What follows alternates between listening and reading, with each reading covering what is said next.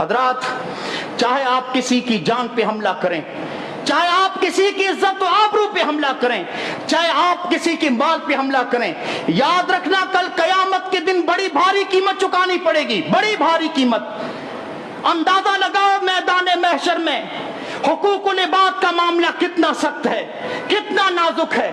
امام کائنات نے فرمایا وہ شہید جو اللہ رب العالمین کی راہ میں لڑنے کے لیے جاتا ہے،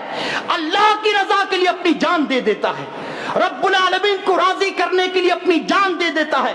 آپ نے فرمایا جب شہید کی گردن پہ کافر کی تلوار کا ایک وار پڑتا ہے اور جب اس کے خون کا قطرہ زمین پہ گرتا ہے، اس کے کبیرہ صغیرہ سارے گناہوں کو اللہ مٹا دیتا ہے۔ لیکن آپ نے فرمایا سنو، یغفر لشہید کل ذنب الا الدین، آپ نے فرمایا اس کے سارے گناہ معاف ہو گئے، شہید کو قرض معاف نہیں ہوا،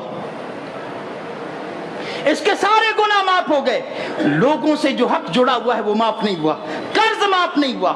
اللہ کی راہ میں جان دینے کے باوجود قرض معاف نہیں ہو رہا ہے، لوگوں کا حق معاف نہیں ہو رہا ہے، تو کون ہے جو یہاں سے بہنوں کا حق کے میراث دبا کے چلا جائے، کسی کی زمین دبا کے چلا جائے، کسی مزدور کی مزدوری کھا کے چلا جائے، کسی کی توہین و تذلیل کر کے چلا جائے، کسی کو دوستو حقیر سمجھ کے چلا جائے اور رب کی عدالت میں کل قیامت کے دن کھڑا ہو اور اللہ سے معافی کی امید رکھ سکے۔ اسی لیے امام کائنات جناب محمد رسول اللہ صلی اللہ علیہ وسلم نے فرمایا تھا حقیقی معنوں میں مفلس تو یہ ہے،